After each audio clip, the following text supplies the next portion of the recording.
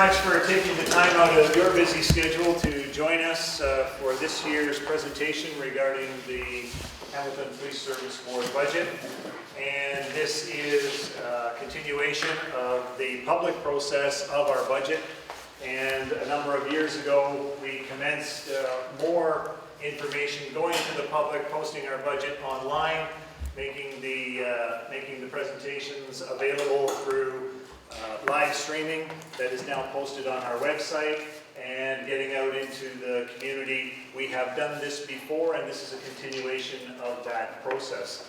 I would like to recognize some folks that are here who are members of our board, and the chair of the Hamilton Police Services Board is Nancy DiGregorio. The vice chair is Jim Caire, and we have members Madeline Levy and Terry Whitehead here as members of our board.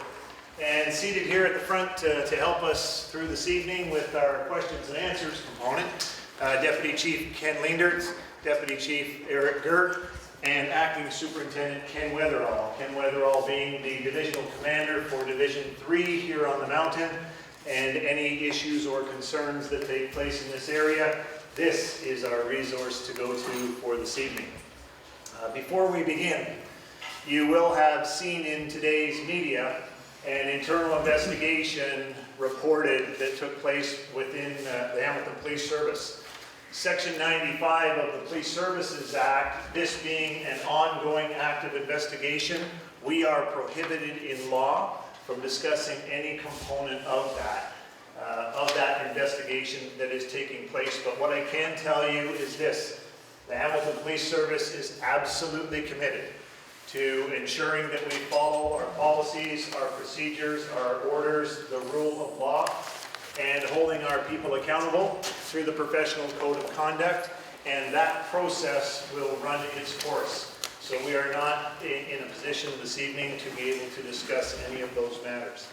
The other thing that is important at the beginning of the meeting to recognize that should anybody have an individual complaint about a specific issue, we have the divisional commander here that can follow up with you.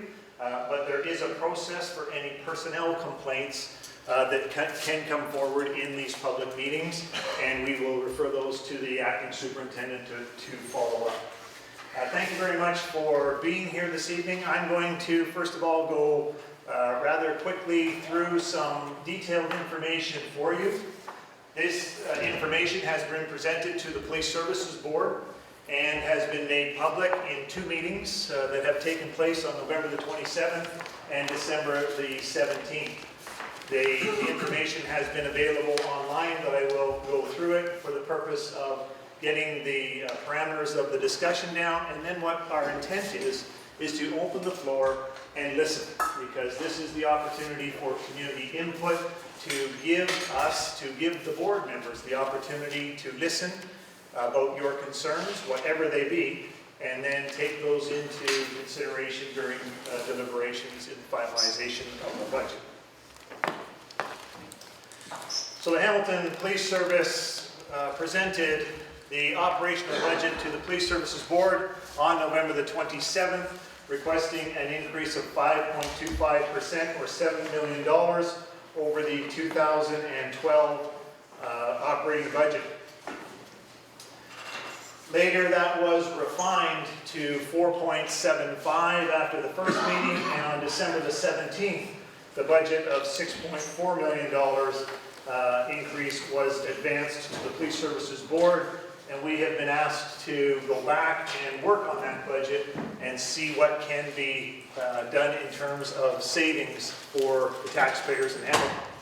The Hamilton Police Service is committed to a process of providing service across the city in reference to what is called the 60-40 model. 60% of our frontline officers' time to be in the reactive mode, responding to calls for service, and about 40% of the time working in the neighborhoods proactively, doing traffic enforcement, working with the schools, being out in the community, speaking to the neighbors, addressing local issues within the neighborhood. In order to meet that that model. The Hamilton Police Service require 45 sworn officers, 16 civilians, for a total of 61 new members. We have spent a considerable amount of time looking for business efficiencies, and some of those examples are the case preparation unit under the direction of Deputy Gert, and in fact run by the acting superintendent, Ken Weatherall. We have put together a core group of individuals where we now centralize paperwork for the purpose of expertise and administration. And what we're doing is we're taking that work off the back of our frontline police officers. They do their notes, they do the tombstone information, they forward it to case prep. Case prep prepare all of the information that goes forward within a Crown package to the courts. We have reduced our administrative time from on average 4 hours and 17 minutes to 1 hour and 4 minutes per case. We are currently working with the Enterprise Resource Planning section and the Crime Analysis Coordinator in an effort to put in place an enhanced human resource information system, and that will lead to electronic scheduling of officers. It will remove administration time from our frontline supervisors and from our officers, and the end result will be a better quality of management reporting for us to make good strategic business decisions regarding the deployment of our resources. The crime analyst is working to enhance the crime analysis process now. We want to be able to deliver to our people temporal and spatial analysis of crime that is taking place, and we have different levels of requirement within the organization. Management understanding of crime across the city, the commander's view of what is taking place within their division, and officers' view within their vehicle of what is taking place in their specific patrol area that they are responsible for. We have completed a shift schedule alterations which started a couple days ago on January the 6th. We have redeployed our resources to maximize the number of police officers we get on the street in the peak hours when calls for service start to increase, 10, 11 o'clock in the morning, and increase right through the night to approximately midnight, 1 o'clock in the morning. And we're also completing now the work that is being done to review the court staff and the handling and processing of prisoner management. We are particularly proud of our relationship and our partnership with St. Joe's, where we are working with them on a new protocol for the processing of those that we apprehend under the Mental Health Act for the purpose of getting them into proper care and streamlined from the emergency but into psychological services, and removing the burden of having our officers to wait there for a disproportionate amount of time. And we're also very proud of the Social Navigator program, which is wrapping our frontline delivery of service, particularly those working in the action strategy, wrapping that team with social support services and getting people proactively out of the judicial system and into proper care, whether that be housing, drug, alcohol addictions, mental illness, trying to avoid coming into what is a very expensive criminal justice system, but getting them the services that they need for their particular vulnerabilities. The actual staffing request, as identified, the need is 61 members, but keeping in mind the business process re-engineering we're going through, keeping in mind the systems that we are trying to develop for efficiencies within the service, we are requesting 21 individuals, 20 officers, and 1 civilian member. Why, in the context of meeting 61, would we ask for 21? We want to be reasonable, and we want to have a measured response to allow our business processes to maximize their efficiency while we supplement with what we know we need on the front line to deliver services. The funding request itself, we have taken an awful lot of time in our organization to make sure that we research and analyze and make sure that we have the information available to us to make good strategic business decisions. We have completed, and Debbie Gifford is here with Rita Lee, that have done that work, an actual 10-year workload analysis. We have structured committees dealing with cost containment. We have brought forward to the board through 2011 and 12 revenue generation streams that are paying off in dividends for us now. We have completed a very sophisticated 7-year strategic staffing plan, and we have participated in member survey, all within the context of what is diminishing provincial and federal funding. In 2010, the organization went through major restructuring and realignment, and the benefits of what we were able to produce through 2010 and 2011 produced for the Hamilton Police Service the lowest budget request for 2012 that the service had seen in the previous 10 years at 3.47%. Within the Police Services Act, we are required in law to provide crime prevention, law enforcement assistance to our victims of crime, public order maintenance, and emergency response. That is the responsibility of the board through the Hamilton Police Service. The city is responsible for providing the infrastructure and administration in support of the policing efforts. We are doing everything that we can to advance the issues of policing in our city. A very positive trend exists in the 10-year crime rates, and as you can see by the chart, it is producing what we want it to produce. We want to see a general decline in crime and violence taking place in our city. That is what we are trying to achieve by delivering our services based on community-based policing philosophy and working with the community, not imposing the services of the police on the community, but working with our community partners to deliver what we can maximize in terms of crime and violence. And that, in fact, is quite positive. However, it's interesting to note that the Hamilton Police Service, in the Ontario Municipal Board information regarding total violent crime, ranks third of the, I believe it's 14 reporting agencies through the Ontario Municipal Board. We have the third highest violent crime rate of those agencies that are listed.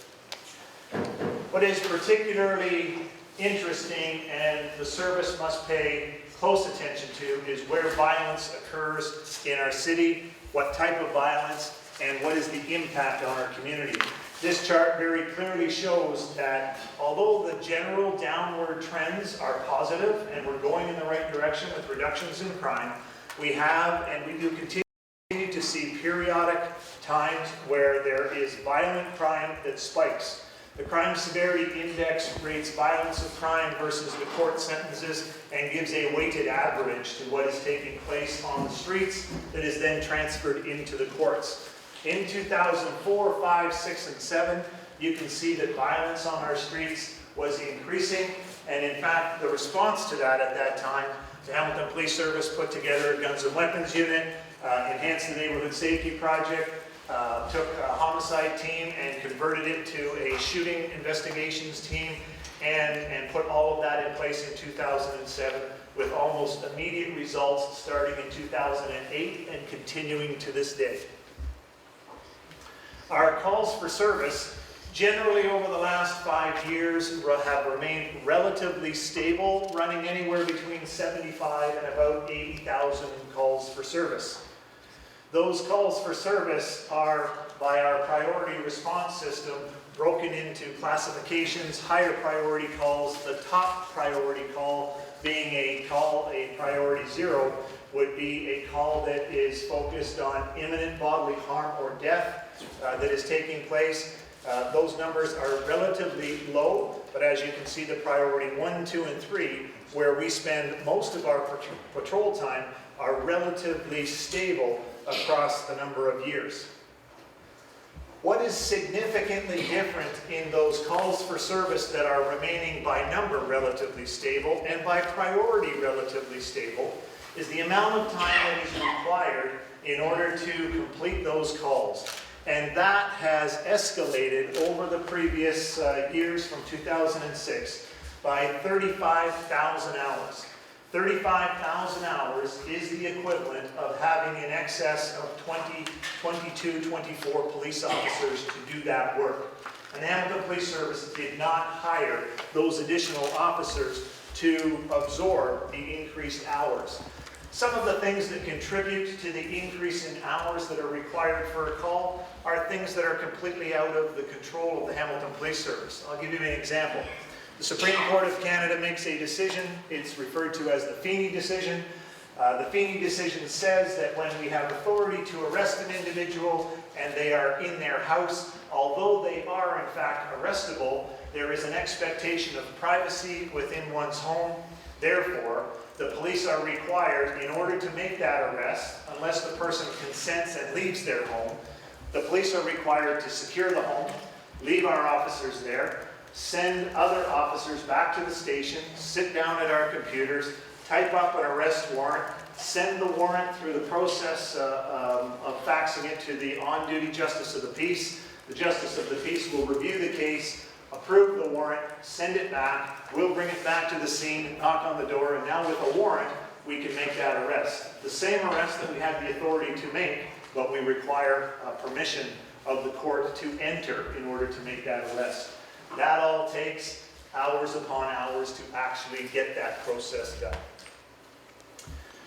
What we have seen in the last few years regarding our action officers in our areas, if you look at the 2006-2007 robberies in excess of 800, you can see that in 2011 we have been successful in dropping that over the years, but in our particular areas where we're working, those have dropped from over 800 to around the 600 mark. But down on the bottom right-hand corner, I draw to your attention parades, festivals, protests. We are seeing in our city increased levels of public protest and incidents that require our officers to facilitate peaceful protest and to be there. We spend a lot of time on operational planning. We deploy our officers to make sure that everyone is safe while this is taking place. And should there be any criminal activity, our officers would be required to act. The arrests historically have been 72 to 7,500 year over year. And in the last 3 years, 8,800, 8,100, and we're on track for 2012 to about 8,600. So you can see that there is a significant increase in the amount of enforcement in the arrest numbers. We have surveyed our community as well. We did it as the Hamilton Police Service. We then partnered with Nipissing University to gauge the satisfaction of the community with respect to their perceptions of safety. We must not only be safe in our community, but we must feel safe in our community. And we enjoy about 80% of the public's confidence in that area. With respect to staffing for the Hamilton Police Service, you will see the bottom line is our civilian complement, and essentially over a period of 2001 to 2012, it remains relatively stable across the board. But I would ask you, even in the work that you do, what has changed administratively within your work environment? The same things have changed within ours. But we have managed to do business process re-engineering. Sometimes we have managed to utilize technology to gain efficiencies, but sometimes we just have to put more people to the task. With respect to the police officers, this does show an increase, but you'll notice at the top, this is grants in. These are federal and provincial grants that are into the police service. We have 67 officers that are working, that are supported by funding outside of the city of Hamilton. If you remove those grant officers, you'll see that our staffing has remained relatively stable from 2007 to 2011. We did have an influx of personnel in 2007. There was approximately 22 officers that were brought to the Hamilton Police Service after the elections that took place the previous year. But that staffing level remains relatively stable. So the national average with respect to police officers working per 100,000 persons is 201. In the province of Ontario, it's 197. And in the Hamilton Police Service in our city, it's 153 officers per 100,000 population. So what is it that we do? We do about 13,000 theft investigations each year. Court administration deals with people who are arrested, charged, put before the courts, released by the courts, given conditions, and those conditions need to be enforced for their compliance. we rearrest about 2,700 people every year that have been put through the court system and then reoffended. Mischief, which is a general damage to property, occurs at about a rate of about 5,000, 4,000, and you can see that we're being quite successful in getting those numbers to drop. Impaired driving is a very important issue in our city. And the impaired arrests for 2012 are in excess of what they were in 2011. And 2011 was the single highest number for impaired driving arrests in our city in the last 15 years. So we have a considerable amount of work to do there. Our drug offenses have increased from 12 to then 14 to 1,800, and I would expect that the numbers for 2012 will be in excess of 2,000 drug arrests. About 800 of those arrests deal with possession of marijuana. The issue of fraud continues to present significantly in our community, and what is particularly disturbing about what we're seeing now is the amount of fraud in relation to senior citizens, and some of that being the abuse of power of attorney. So if you think that through, that often is familial members who have been identified by the person to be their caregiver, who in fact are abusing that power of attorney. Child pornography investigations, which if you look at the numbers, one would say that's pretty good, that's very low, we're okay with that. We're not okay with that, because the issue within child pornography investigations is when we seize the computers and we start to look at what is required in the investigation, some of our investigations have in excess of 1 million images that have to be viewed, cataloged, and presented to the court. One of the last seizures that we had was 4 terabytes of data that had to be stored and gone through. Death investigations, we do approximately 700 death investigations every year. These are not necessarily criminal cases, but we have to be involved in these as coroner's cases up to the point where we can determine that there is in fact no criminality, and then we can proceed through the normal process. Suicide continues to be a significant issue in our community, and it involves mental health issues. It involves people who suffer emotional crisis. We have the COAST program that is a leader within the province of how we interact with those that are in crisis and how we intervene in a way to get them the help they need.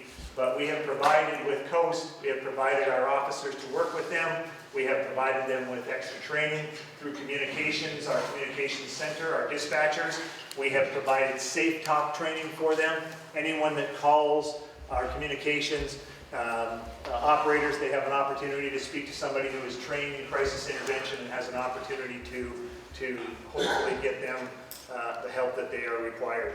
Those that suffer emotional illness, we apprehend under the Mental Health Act at a rate of about 2,000 per year, but we anticipate that those numbers are going to continue to rise.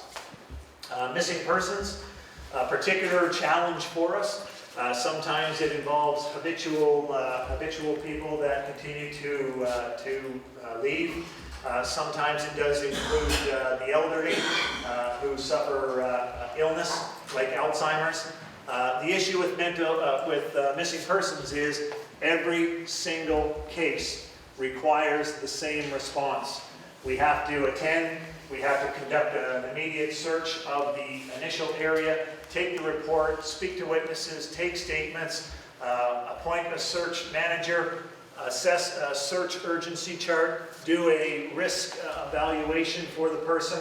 And we have seen some very significant searches take place in our community most recently, one over a 3-day period where we ended up having almost 100 officers involved in a search, and unfortunately that did not turn out well.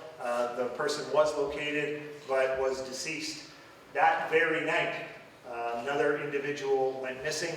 And the lady that was looking after her husband, what she does every night is she barricades the house, locks the front door with furniture because he suffers from Alzheimer's. and she went to sleep, and unfortunately she didn't hear him. He moved the furniture out, he wandered out. It was November the 8th, he wandered into the bush, and we searched for him for over 2 hours. And when we found him, and we found him alive, he was literally standing about 200 meters into the forest, hanging onto a tree, just standing there doing nothing.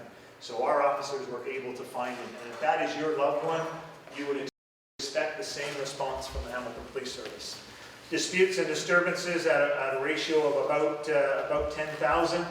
Our 911 calls, as you can see, are charted out by the month, and we answer about 18,000 911 calls, and those must be answered within 2 rings. That is the established standard for us, and if all of our lines are tied up, then we have a backup system as well, but that's the rate of calls coming into our service.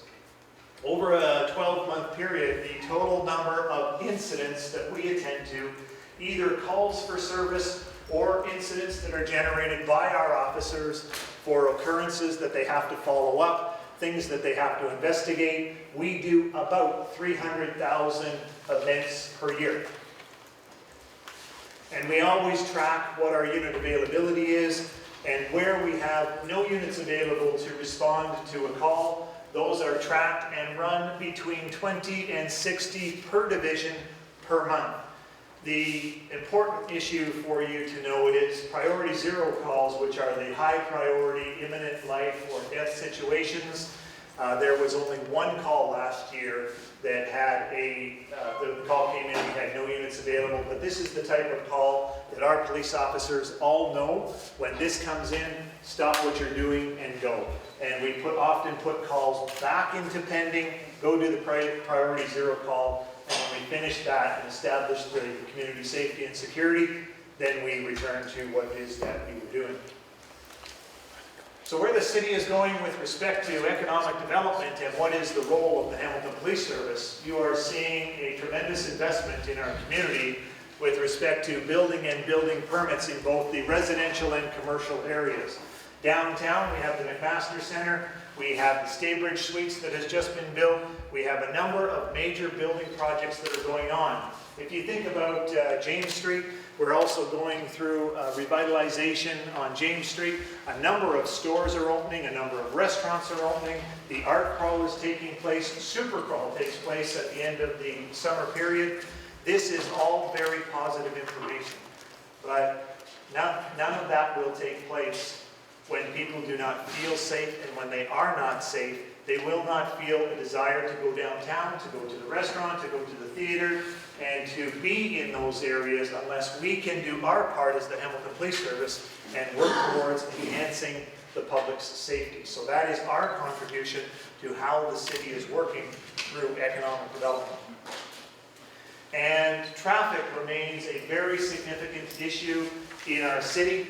Last year, our enforcement in provincial offences notices or tickets has gone to an excess of 74,000 when 4 years ago it was at 42,000. We have had a 52% increase in the amount of enforcement that has taken place on our streets by our frontline officers. The payoff to that has been, in 2003 there were 11,800 accidents that occurred in our city. And we have been able to reduce that each year. In 2012, we just got the numbers in today, 2012 in fact is the lowest number of collisions that the city of Hamilton has ever had. And in fact, we broke the 9,000 barrier. We are below 9,000 for 2012. That is very, very positive. Why is that important? Obviously, the number of calls don't take place, the number of accidents don't take place, the number of insurance claims don't take place. The All-State Safe Driver Survey for the province of Ontario has taken place the last 4 years. In 2011, we were at position number 31 out of 50. We have risen to the 28th position, and one would think, well, that's not a big deal, you've gone up 3 spots. I don't think any other city has gone up 3 spots. And the important issue there is that has to pay off down the line in our insurance claims and our costs regarding the operation of our vehicles. So that's very, very positive. That is the essence of the statistical information, the presentation.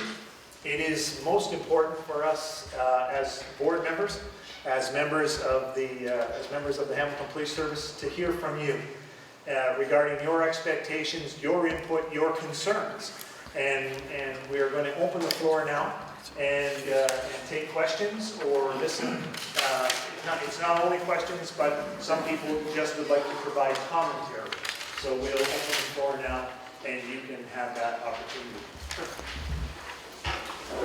Chief, from the numbers I saw, I see that the provincial average and the Canada average is about 2 officers per 1,000 population.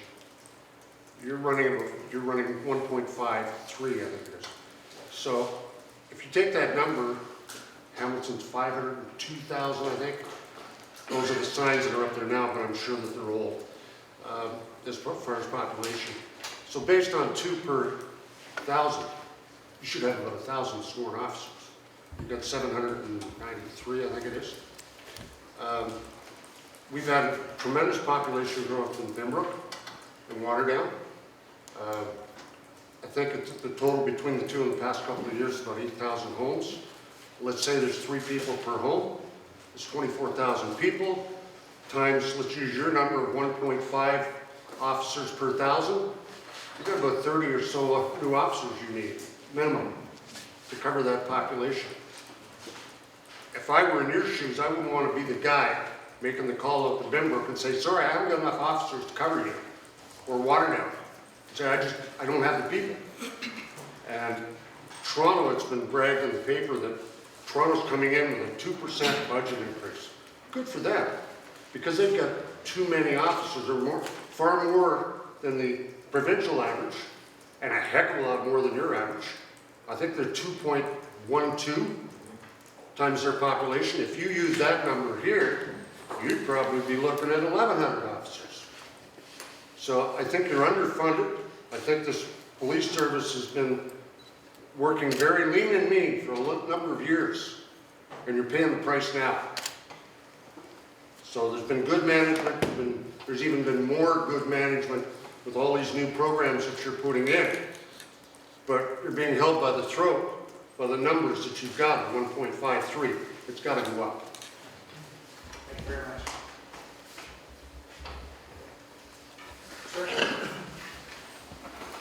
I just looked at your statistics, and it seems to me that you're doing very well. Somebody has to tell you that you're doing very well. Good policing needs money, it takes money.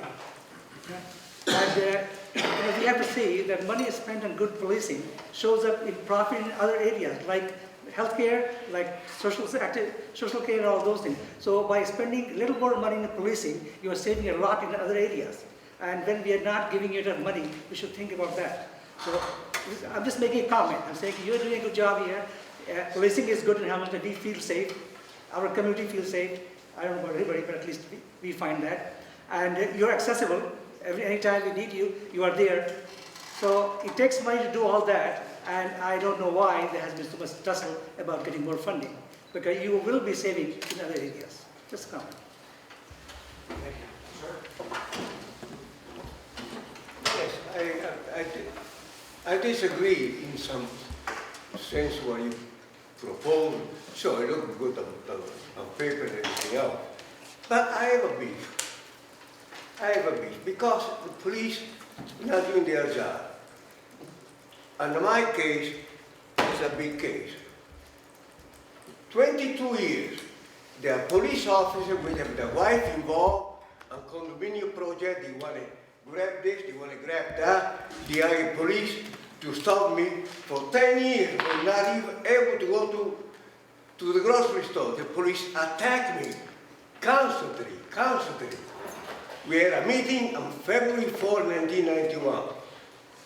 They want to take it over, this condominium people involved, the wife of the police. And I mean that, the wife of the police. So in order to get past, they were illegal to do that. There are 12 police officers stop me by talking, including a paddy wagon. When I entered Sherwood parking lot of school, I saw a bunch of police. I thought maybe something had happened. So when I got into the room like this, I asked the office, what's going on? Oh, we here to arrest Mr. Maison. In the way he talked, my name is Mr. Maison. I froze right there. I froze. And I went in at 7 o'clock. So the police officer goes from here to there. Okay? I opened up my tape cassette to record the minutes. It only lasted about 28 minutes, this meeting. At the end, those people alleged to be part of I call organized mafia, and that's the only name, because I'm getting fed up. 25 years, I'm still the police coming my house. Okay? Now, the meeting ended approximately 7:30. Okay? The assistant chief knows this. I've been there many, many times. Now, the meeting ended 7:30 actually, 2 seconds prior to. They called 1958.07. Now, everybody disappeared from the room. You know, I disappeared with my family. A minute prior to the end of the meeting, there come those organized mafia, got the police room back, and take my tape recorder because I recorded the meeting. So there's no record. So if I have to go to court. Now, in turn, they decide to have a meeting without me. And they blame me, blah, they tell you this and that. Slur, on the minute, which I received 20 years later. And I've been going over to the station because I filed a claim that I want a police report. Actually, two incidents within a month. First, they called me to go pay the fee to such and such a person. In such an hour, in such a minute, the police was there to arrest me. Can I ask you, Yes. in dealing with this specific case, Yes. and I've heard you, can I ask you to meet with the acting superintendent and follow this up? We want to have a larger discussion about the budget and the budget submission. We'll help you with your individual matter, but that's something that not everybody here needs to. I just want to point out one thing. We talk about February 4th, and I've been going to the police station, that's where he works, downtown, just about every week for 15 years. Not one day, 15 years. In 2 different occasions, because I asked for a report, the keeper said they have no record. I was escorted out by police, said if you continue to come, we'll lock you up for good. Now, 15 years in 1 month and 14 days, I received the tape cassette. It takes 15 years to answer the question. In the meantime, it was through court because this is delayed. After 2 years, you cannot bring up the case. I lost over $1 million. They locked me up 3 times. Those idiots, I call idiot, the organized mafia, including police. Okay? And I suffered. Is that the way you want more money? I think you have a way, far too many police officers. One pressure on top of the other one, and that's why the job is never done. Thank you. You're Very, thank you. Thank you for your presentation tonight. It was very thorough. I really like some of the statistics that you shared that showed things were going in the right way. I was at this presentation last year and back again this year. I am concerned about the budget going up. When I look at some of the results of your curves here and the statistics, I would think that the police would have tremendous impact on some of those curves. But I'm sure other people within the city are having an impact too. Yes. And so what I'm concerned about is that the police services is coming in asking for 5.2. That's on raises over the last 10 years. When you look at the statistics of what the city is getting and what the police are getting, the gap is getting greater and greater and greater all the time. I know that you said ideally we need 61 police officers.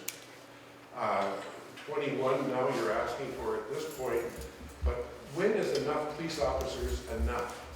I can see us getting 61, and you know what? We just need 2 more, and we'll really control the people in the city of Hamilton. Policing is one aspect of having a safe community.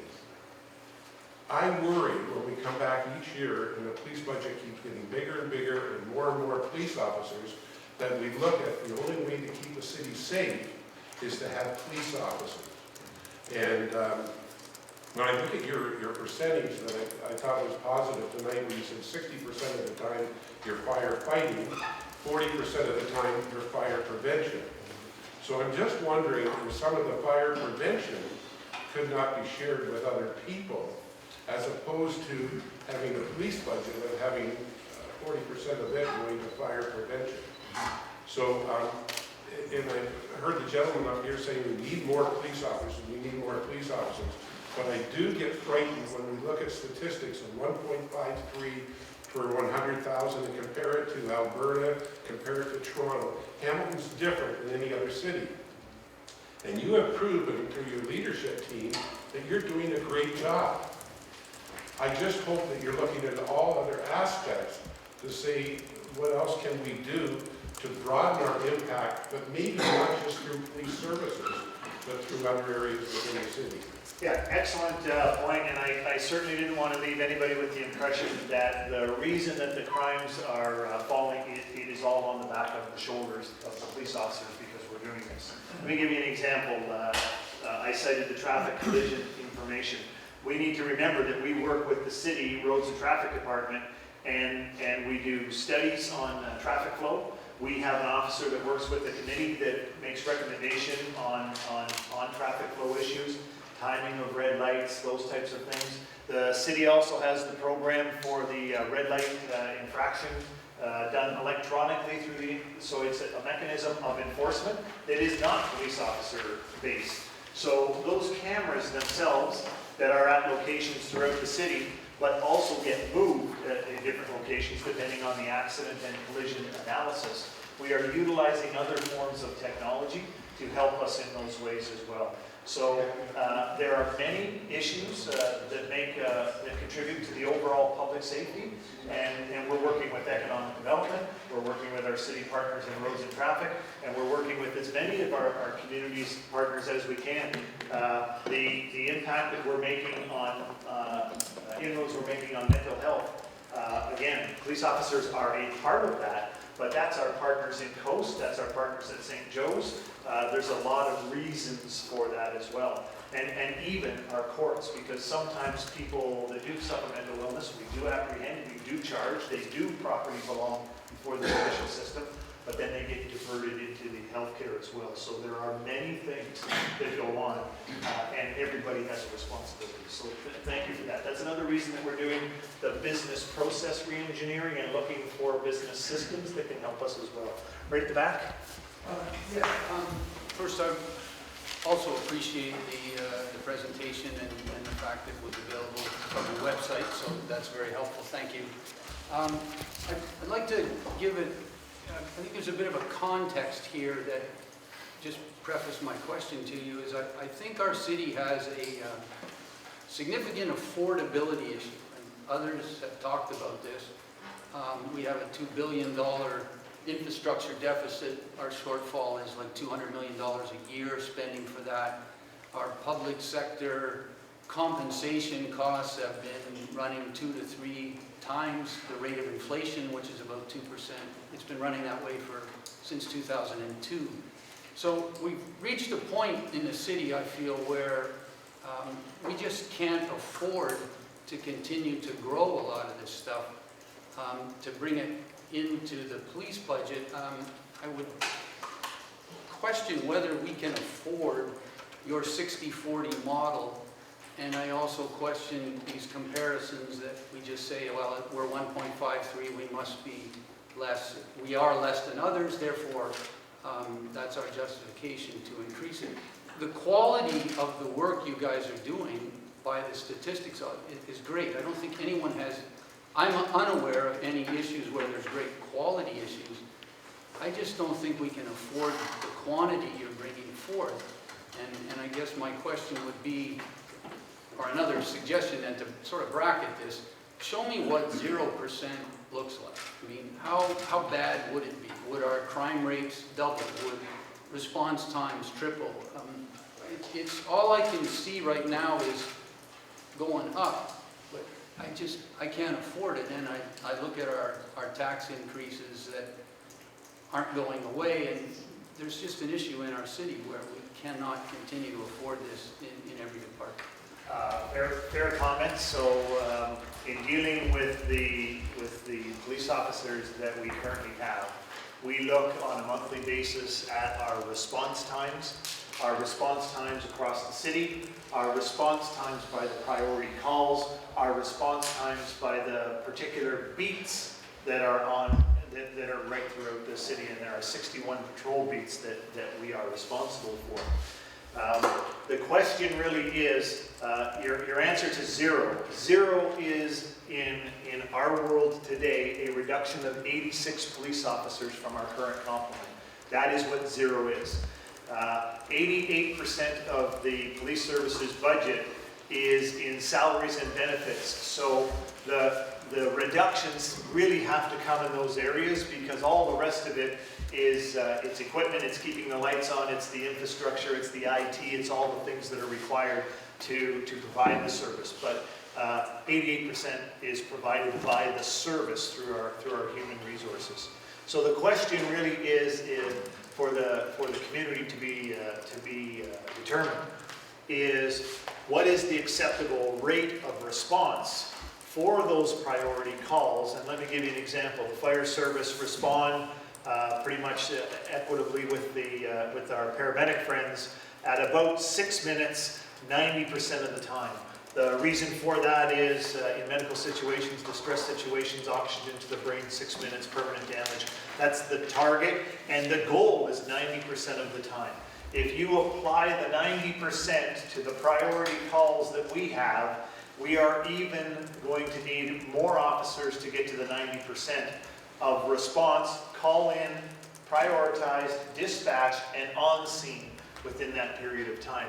So really the question that you're asking is, what is the cost of a percent in moving up? And that's the determination that we try to make all the time as we review our response time standards to make sure that we can get our officers there to keep everybody safe. So your points are very valid. Thank you very much. Sir. You, in the last 2 years, you have lost over 40 police officers per year in retirement. And that's about 2,400 years of police experience.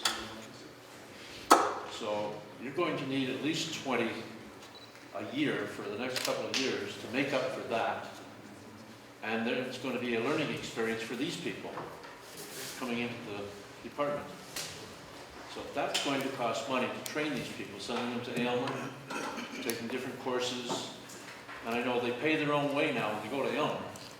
But if they don't have the money and they are well qualified to go, the department will pay it and then take it out of their paychecks over the year. Now, I don't see how you can continue the way you are unless you do have a tax increase. I wouldn't mind a tax increase of $25 or $30 a year to keep the city streets safe. Probably better than snow removal we had the last storm, but that's all I have to say. I just feel we need the extra men. When you're losing 80 people over a 2-year period, you need these extra young guys to learn the ropes and do the job properly. Last year we had 43 members of the service retired. This year, and we just had our human resources briefing this morning, we have 82 members of the Hamilton Police Service this year that are eligible for retirement. That does not mean that all of them are going to retire. That's a personal decision of those that are in those positions. But we would estimate about 20 of those individuals will retire this year. And 10% of, about 50% of our organization right now has 10 years of service or less. Chief, what's important though, I would think, is that that's already built into the base budget. So as people are leaving, you're replacing, that's built into the core budget. These are not net new. Correct. These are replacement people. Yes? Thank you, Chief Caire, Deputy Chiefs, Leaders, and Bert, and Acting Superintendent Rutherford, and the Hamilton Police Service for your great work and heroism. I support your police budget and increase that you request. It's really important.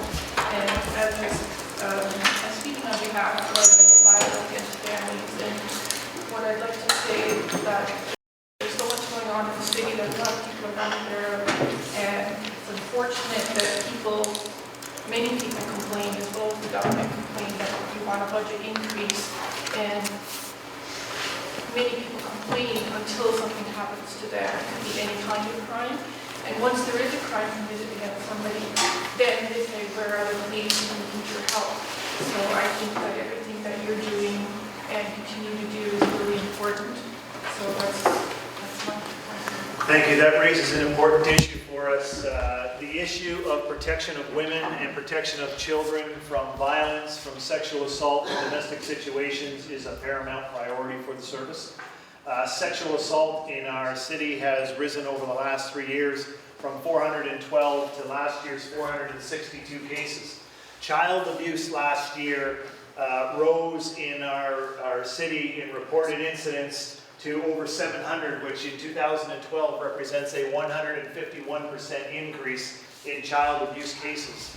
Each of the 6 investigators in the child abuse branch is now carrying in excess of 100 criminal cases per person, and that is an awful lot of work for individuals to be doing.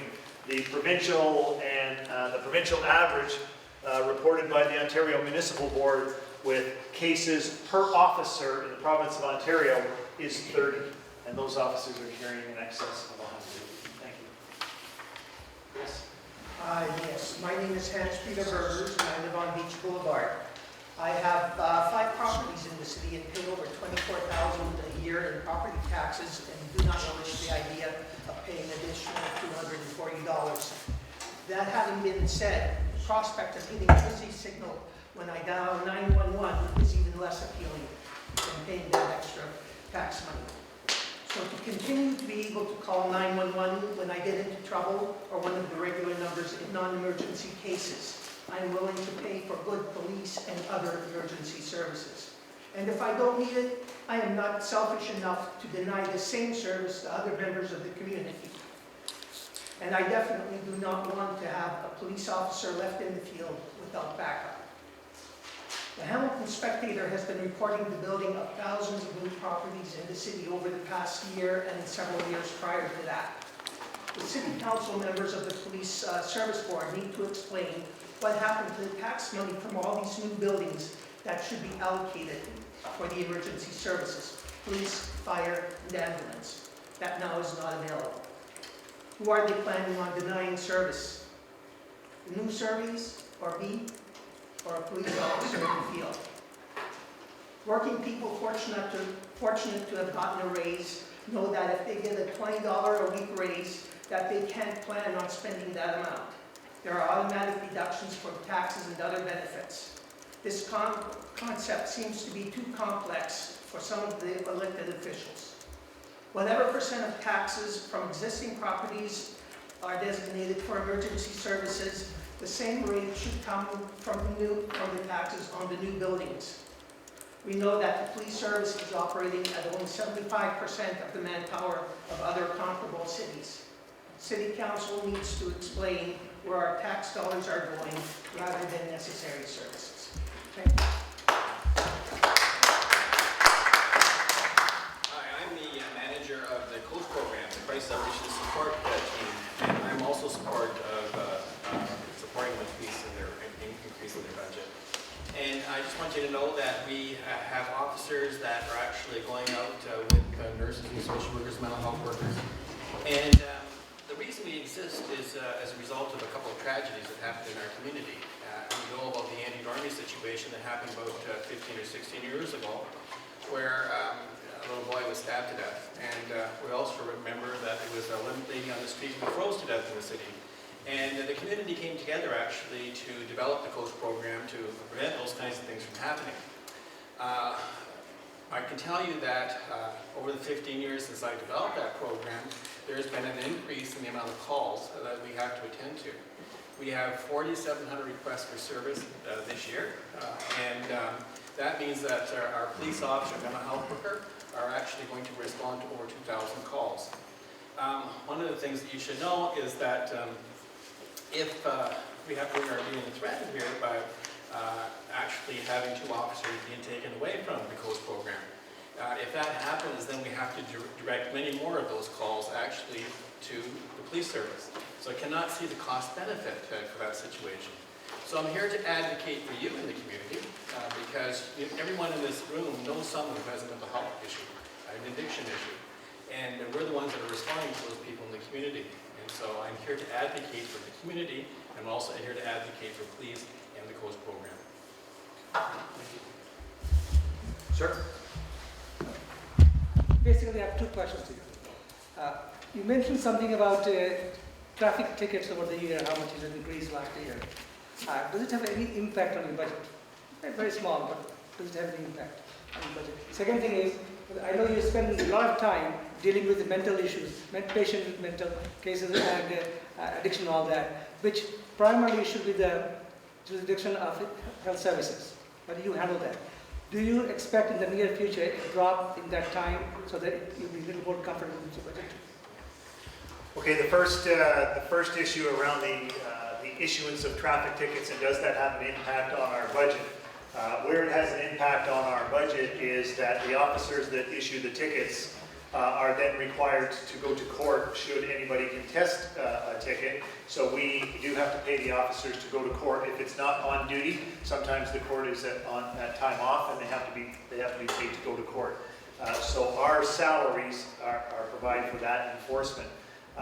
The Hamilton Police Service have absolutely nothing to do with the revenue that is generated from those issuance of those tickets. That is a responsibility of the city, and the city runs the Provincial Offences Act office that deals with the administration of those offense notices. The revenue in the last 3 years has increased in the city of Hamilton from $6.8 million to $9.1 million. But that is not a factor in our budget. That is the responsibility of the Provincial Offences Act office. The issue for the Hamilton Police Service is one of public safety. It is not of revenue generation. The other question with respect to mental illness and the impact of apprehensions on us, it is profound. We have a lot of officers that spend a great deal of time.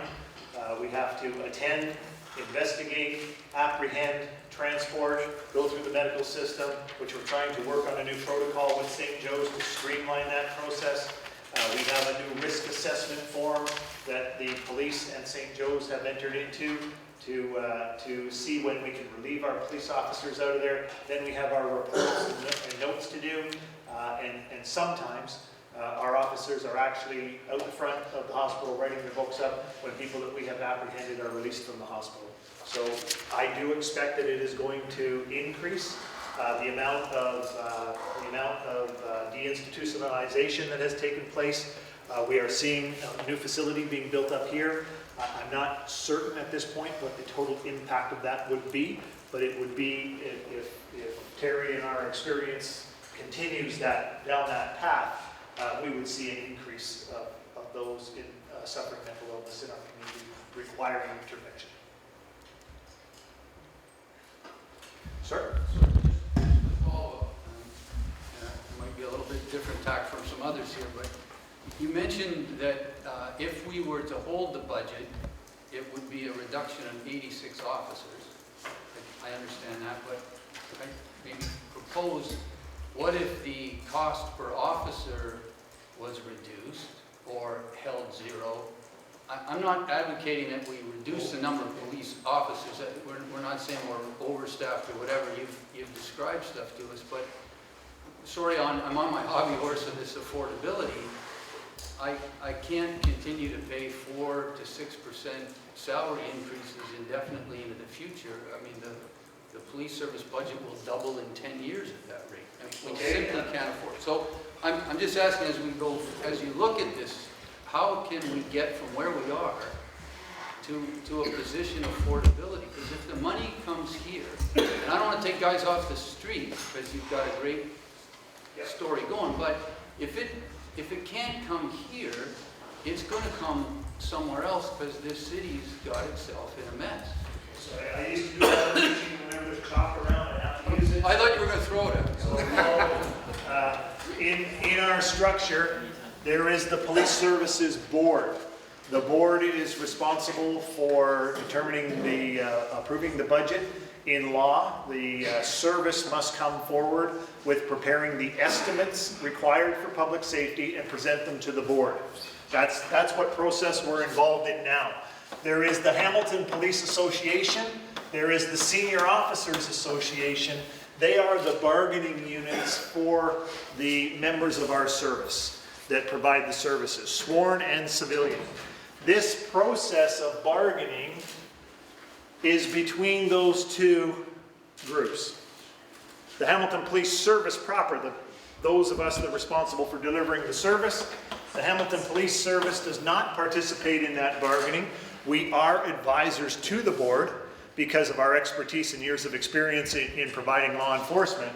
But what you're talking about is this relationship here.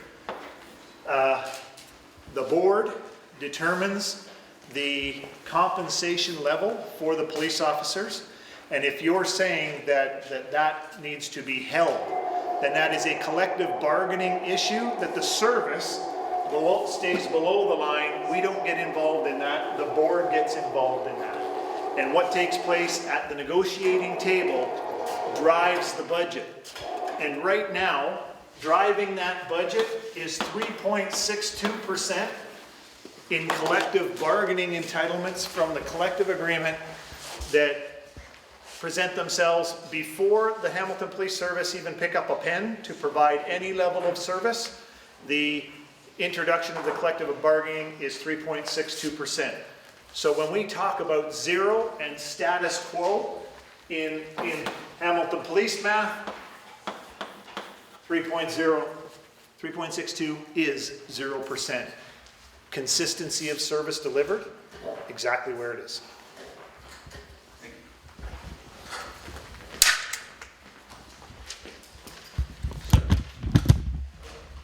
It's all about trying to save money and find efficiencies, I guess, and that's one way to do it. So no one wants to take police officers off the street, and I'm just thinking of ways that, like Toronto, for instance, has auxiliary police officers, right? Yes. Does Hamilton have that? Yes, we do. This year we will have a complement of 100. Okay. Because I see at these festivals and fairs and these kind of events that require some sort of police presence, I think that could not savings be realized there with more auxiliary officers? I know maybe you have a certain ratio of qualified officers to auxiliary, but they could put out a lot of brush fires, and if it's beyond their control, they can call in fully licensed trained constables or whatever. Is that a possibility? There is a provision within the Police Services Act for auxiliary members to perform certain functions under the direction of a sworn police officer. So they can do certain things. In a crisis or an emergency, there's a provision even within the Act that the management of the Hamilton Police Service could in fact arm those individuals if we got to something of that level. But do we have the same ratio as, say, Toronto or other major cities, auxiliary police officers? Because they're like paralegals, right? They don't have all the abilities of a fully trained officer, but they could be very useful in some of them. I'm not sure of the ratios, but one of the things that we have done is, over the last 3 years, is we've increased that complement from about 60 to almost 100. But we also need to keep in mind that these community policing centers, the Hamilton Police Service utilize over 400 volunteers in providing services to the community. Where we need to be very careful is where any of that steps over what the authorities of a police officer would be required to do the work. Yeah, no, So I'm we not use saying that. Just jurisdiction. Yeah, So we use somebody- the CPCs to provide all sorts of services that police officers don't, but it's very much in the realm of the Police Services Act. Under crime prevention, we're allowed to do that. So how many officers are there in Hamilton now? Right now, Yes. we're approaching 800, about 784. And just the follow-up question to the math, I was a little confused there. The 3.62 is a previously negotiated salary increase? That's salary and benefits in the last collective agreement. And that takes, how long does that agreement last for? That agreement ran for a period of 4 years. There are some negotiations that need to go on to finalize that contract. But as of January the 1st, there is no contract in place and negotiations start now. So, If you want to control next year's budget, the time to do it is at the bargaining table. so will officers be getting an increase in salary in the next contract? I can't answer that. The service doesn't get involved in that negotiation. That's the responsibility of the board and the association. Okay, because I just asked that because other sectors, public sectors, teachers, healthcare workers, they're getting either zero or possibly they've had freezes for some time. So I'm just suggesting there's another cost saving there that could be realized. Yes, absolutely. Sir? You mentioned that you're at 60-40, 60% reactive and 40% proactive. Is that, how much interest is there in moving, how quickly into more proactive and less reactive? Because the reactive side is the costing side. Yeah, our target is 60-40 in the 60% reactive, 40%. Right now, we're running at about 65-35. And that's right. 65% reactive, 35% proactive. And where would you like to be? We would like to be at 60% reactive, 40%. We need time in the communities to do the traffic enforcement. Community meetings that I go to, I was just in Winona and Binbrook and heard very clear from the community. We want more traffic enforcement, we want more patrols, we want more time in the surveys, we want you to do more heavy truck enforcement, we want you to do more ATV enforcement because the ATVs are going in and destroying the crops and it costs them an awful lot of money in lost crops. They want that, and at the same time they turned around and said to me, and you will deliver that, but don't raise my taxes. I don't know how to do that. I don't know how to provide that service. So we have to get to the point where we can get more time in the neighborhoods. I'm just in the long term concerned about if you like in fire prevention, which you used as an example, you know, the savings in having a preventive fire prevention program. The old chestnut announce a prevention is worth a pound of cure, where cure is the reactive side, the policing and reacting to crime and solving crime. How much interest is there to move to more proactive policing? Considering that I think police are more comfortable with the reactive side actually, and dealing with. Yeah. We started a project which was at the time, by the date COP 2000, Constable on Policing Patrol Priorities is basically the acronym. Moved to the Neighborhood Safety Project, but that was actually started in 1998. Our proactive reactive split at that point, and Rita was here as part of that study, was probably about 80-20. So 80% reactive, 20% proactive. So this has been a long evolution to get to that stage. I think it's a great idea. You can see the changes, but in terms of the investment of personnel to achieve that change, there haven't been huge increases to achieve that efficiencies to focus on the proactive. So I think in answer to your first part of your question, is there focus and an appetite to move that way? Certainly. In terms of effect and impact, and I know we have educators in the audience who looked when we did our school liaison, our divisional youth programs, and that dates back as well 15, 20 years. And we have seen reductions in youth involved in violent crime, the dispositions, the court processes. So to your point, to look at longitudinal studies where we've seen decreases, keeping in mind there's multiple things that affect those percentages and decreases. However, if you look at the long-term trend, and I'll borrow your chart there for a minute, Chief, is we predicted, this is both with child abuse investigations but also with youth. You generally see as you apply the attention to it, you see the increase, but long-term, and let's say time is 10 years over this span.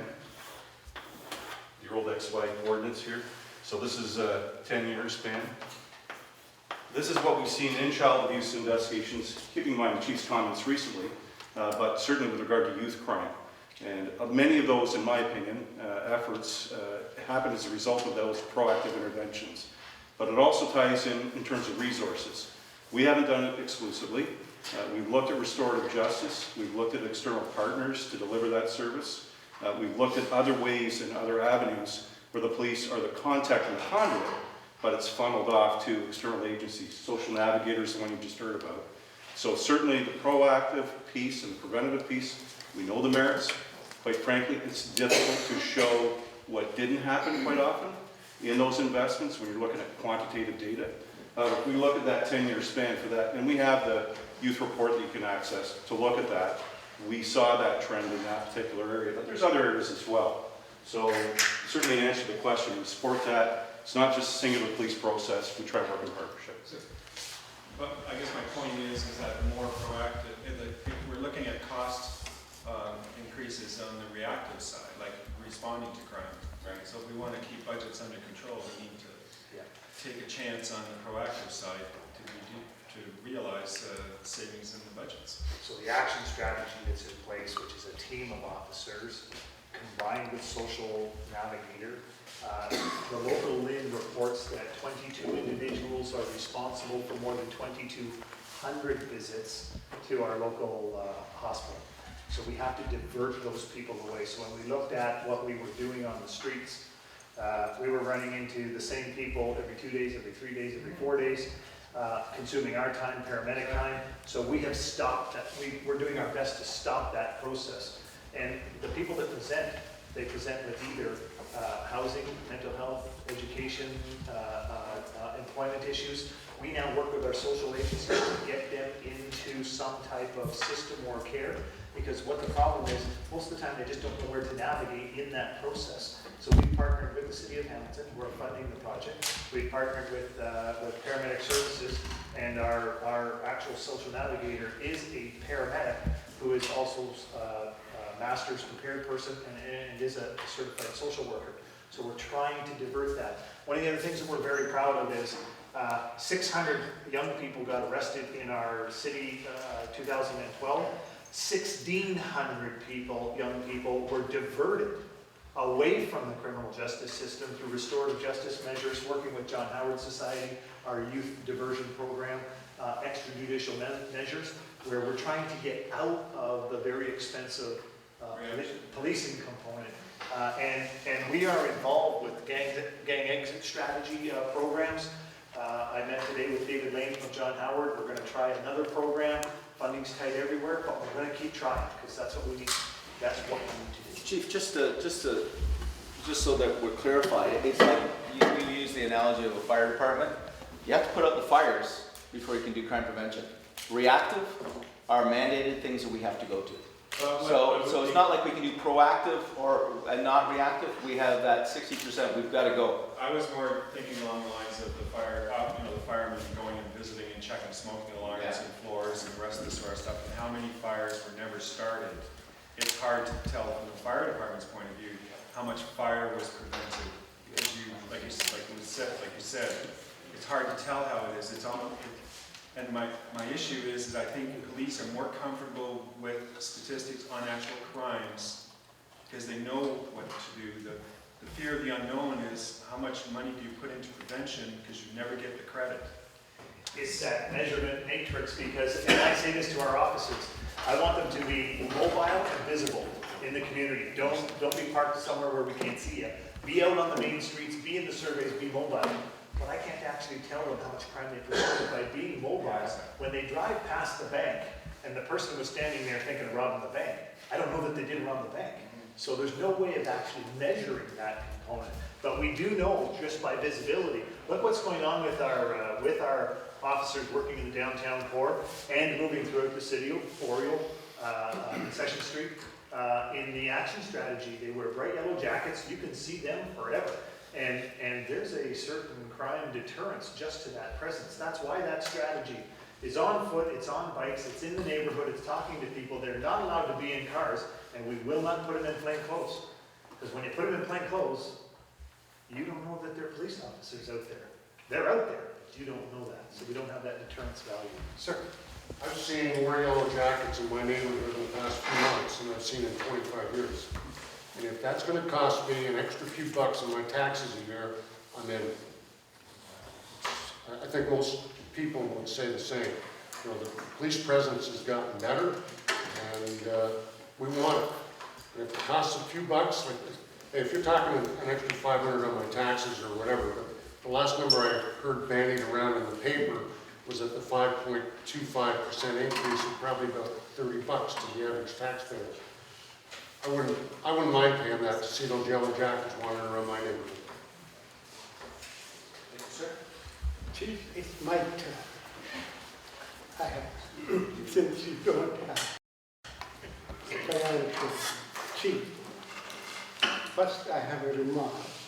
That remark is my article of dated December 28, highlights where you can improve taker leadership.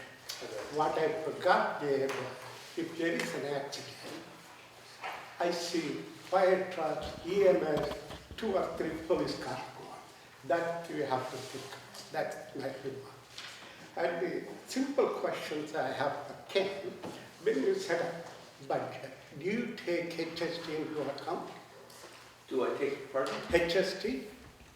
How many sales tax? HST, actually, John's here, we actually get the HST back, correct, John? So your budget is a net.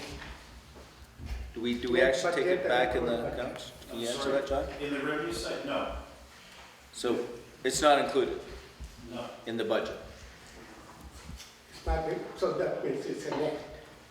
Yeah. I just want to be clear. Our accountant can best answer that one. And basically, when we budget, the HST is not part of it. That's right, because we do get that back. Okay, that question 2 is, have you projected surplus deficit for 2012? Do we forecast? Do we have any surplus this year? Surplus deficit? Surplus or deficit for 2012? The final year-end numbers are not done at this point. However, on a monthly basis, we do report to the board exactly where we are, and we have been dollar to dollar for time spent and time of the year right through. That's very critical for me to go through this budget. Now, my commentary, Appendix A. Just take a look at this thing. It shows required budget, what was the 2012 budget, subtracted the amount of increase you need, and you go through 4.37%, 0.40%. Just keep it. And then you go to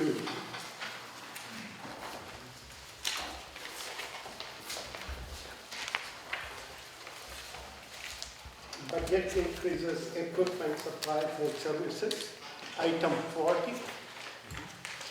That brings up a follow-up question on Councillor Terry Whitehead on November 27th.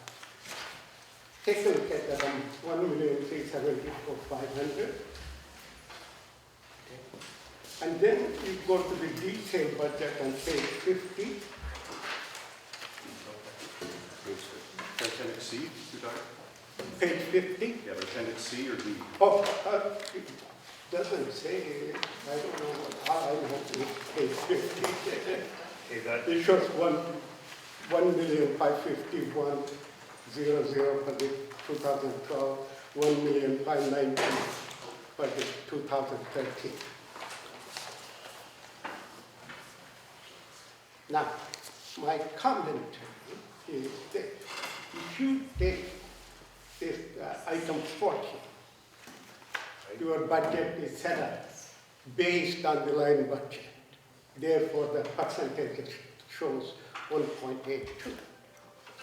And if you go to the page 50, Again, it's a line budget. It shows increase 2.51%.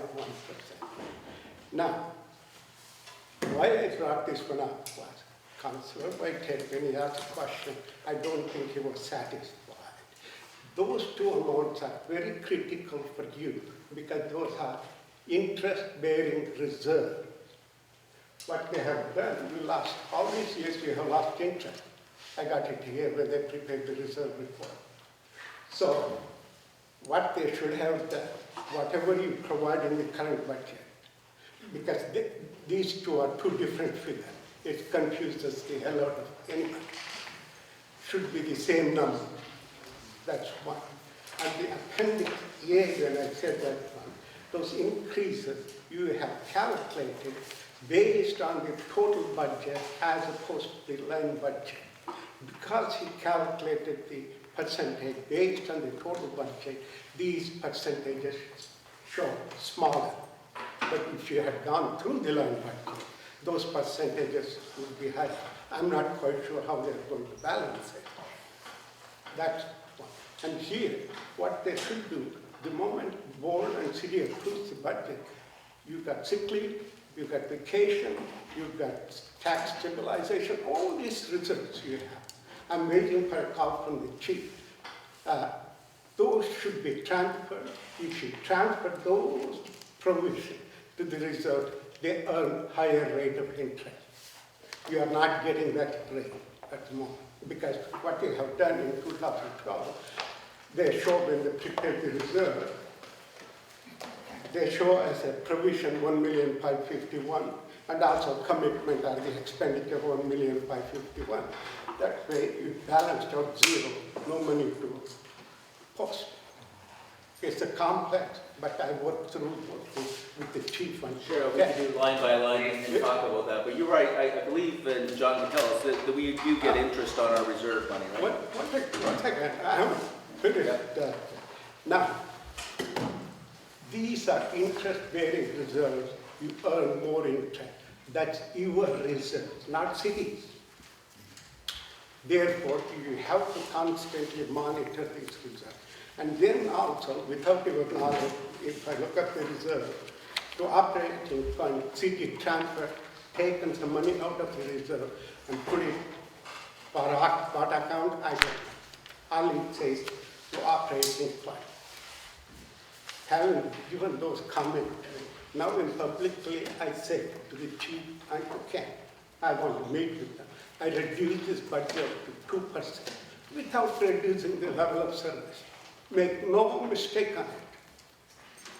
And we have to establish two strategies. One, we have to work out, because you are a super management team, to address to the board. And the second one, I have to work with your chief financial officer plus the supervisor of accounting, how to accomplish that goal. I have no problem doing it. No. Ken has to take me out for dinner. Okay, you're on, thanks. Thank you. We have about 7-8 minutes left, sir. I had a question in regards to the argument being about increasing the number of officers and how it's been mentioned that it would be, let's say, an estimated 20 that are going to retire this year. Like the gentleman said, another 80 in the last 2 years. Has there ever been metrics put together on the risk of having the gap increase from experienced long-term staff to new recruits, so you have such a young force that is dangerous? Has that ever been looked into? Because when you stop hiring, it increases the gap. Yeah, I wouldn't say that we have had a performance metrics. Anybody familiar with that? I wouldn't say that we've actually had a performance metrics on that. The gap in the experience that leaves the organization and the opportunities to transfer that before what we have in place. When we bring new officers in, they have senior officers that are coaches for them. Then we have staff development positions that we put them into, where they get an opportunity to learn and be mentored by others in those roles currently. But the actual measurement of those years of experience and leading the organization, I've never seen a metric so available for that. Intuitively, yeah, I would agree with you that there is a significant risk to that. You know, sometimes people say to us, well, you know, we talked about this before and we've put in place processes before. We're all in the middle of right now reading the report from British Columbia on the missing and murdered Aboriginal women. But in that report, it refers to the Campbell report. Well, each of us here, we lived the Campbell report. 50% of our organization in the last 10 years who have come and joined us, they have no idea what that is all about. So you actually have to reteach those people over and over and over in that cycle. No, and that's, sorry, maybe it was unclear, that's what I meant for opposition of people that say, you know, we're going to stop building on the board. My question is that when you have a natural, people retiring, people injured on the job and all that, when you don't, even with the mentoring, training in place from the older one, I don't know if it's expected that if you don't keep a constant hiring process, it's an exposed weakness. That's what I mean. And one of the things that has happened in policing, particularly around the hirings of the 70s and 80s, is that group has progressed its way through now and are actually leaving policing in very significant numbers, and it has left a huge gap, and that wave will again occur 25 years from now. Right behind you there. What can you do to make sure that police resources aren't wasted on medical marijuana? If it wasn't for being able to grow medical marijuana, I would have to go onto the streets or to the black market and buy medical marijuana, or it wouldn't even be medical then, it would just be black market, and who knows the quality or where it comes from or where the money goes. So what can you do to make sure that resources aren't wasted on medical marijuana, and their rights aren't infringed upon, I guess, or harassed or feel? We have a gentleman right here who is capable of addressing the medical marijuana question. Staff, would you like to address the importance of the medical marijuana issue and the challenges that it really has presented to us over the last period of time? It has received quite a bit of attention from us internally to balance the right of individuals, and that's through a detailed review of the legislation and the decisions, court decisions, and balance that against the continued fight against illegal marijuana operations, often associated with criminal organizations. So it's been a difficult balance in terms of resources, and it has required significant increases in time allocated by drug enforcement officers to make sure that they know that balance, know the legislation, and respond accordingly. So it has, this is another example of an internal increase in the demand for service to make sure that we do a lawful job, while at the same time doing that with the same resources. We haven't had an increase to deal with that, but we've dealt with it internally. So again, another example of increased response time and resources as a result of court and legislation decisions. But we're very keen to the rights of individuals to respond accordingly. Ladies and gentlemen, we've run out of time, and I am very appreciative of the input, of the feedback, of the opportunity for everyone to contribute to help us to make better business decisions. I have a form here that I will leave for you if you would like to take it home and read it. This is a message that I sent on behalf of our command to our officers on just before New Year's, and it covers off a lot of the value in policing. Please remember that as our officers go out there every day and protect our city, that they are doing their professional best to keep us all safe. So thank you very much for being here this evening. Please take one of those on your way home.